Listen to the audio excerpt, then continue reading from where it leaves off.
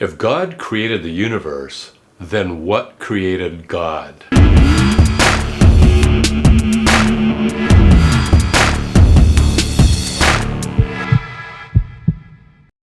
Hi, I'm Kirk, and I'm a scientist and a philosopher and a person who spends a lot of time thinking about the why questions in life. So if you're interested in discussions pertaining to God, science, and life, then please subscribe to my channel here, where I'll be posting on a regular basis. You can also subscribe to my social media accounts, and the links are below. In my last video, I showed how logic dictates that just as a woman cannot give birth to herself, so nature cannot have caused itself to come into existence. Logic dictates, therefore, that the cause of nature must be something not natural or supernatural. This corresponds to a very basic understanding of God as the supernatural creator of the universe. Of course, if you think about that for a minute, the question is inevitable. Well, then what created God? And the answer has enormous implications for God, so let's take a dive right into it. You can simply assert that you need an endpoint for an otherwise infinite regression of events in the causal chains of this world and say it's God.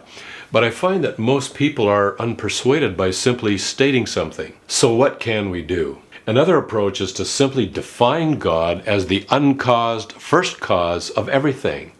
But again, many people find this approach to be unpersuasive as well. So instead of starting with God, let's start with logic and see where it takes us. Humanity can claim to have invented many things, but oxygen is not one of them. We depend upon oxygen for our existence, thus none of us would be in a very good position at all to have invented it. Whatever brought oxygen into existence would have had to exist independent of oxygen. This may seem rather trivial, even silly, but it is an important concept in answering the question of what caused God. As I showed in an earlier video, we know with certainty that nature had a beginning. One of the principal components of nature is time itself. So it is very important to grasp that time itself had a beginning. So our first premise might go something like this. Whatever caused nature would have had to be the cause of time as well. Just as humans could not possibly have invented oxygen, since they depend upon it, nothing dependent upon time for its existence could have caused time to start up. It follows from this that if God is the origin of time, then God cannot be dependent upon time for his own existence. He must be able to exist in a timeless state. So we arrive at our second premise. If God is the cause of time, then God must exist in a timeless state. For something that is timeless, it exists in a timeless, eternal state, no beginning, no end.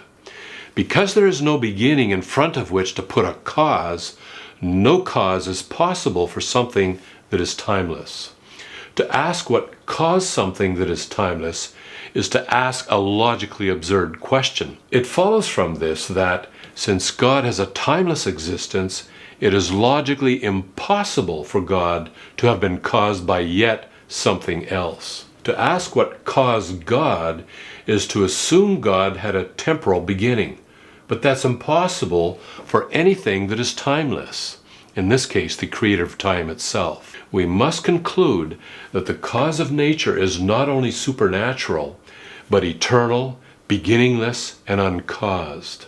The beauty of this is that all the causal chains of physical reality that we observe all around us converge into the timeless, supernatural cause of time. There is no infinite regression into the past. The ultimate foundation of physical reality, including time itself, is supernatural, eternal, and uncaused. This could be summarized in a simple syllogism as follows. Number 1, the cause of time is God. Number 2, to cause time to exist, God is necessarily timeless. Number 3, if God is timeless, then a temporal beginning for God is impossible. Number 4, if something has no beginning, then it has no cause. Number 5, therefore, Logic requires that God is timeless, beginningless, and uncaused. Let's think about what we just accomplished. Just using pure logic in combination with a fact about physical reality, i.e., time had a beginning, we have shown that the cause of time cannot itself have been caused by yet something else. Necessarily, the cause of time must be timeless, eternal, and uncaused. When we combine this with what we saw in our last video, we must conclude, if we value rational thought, that the cause of nature is supernatural, timeless, and uncaused.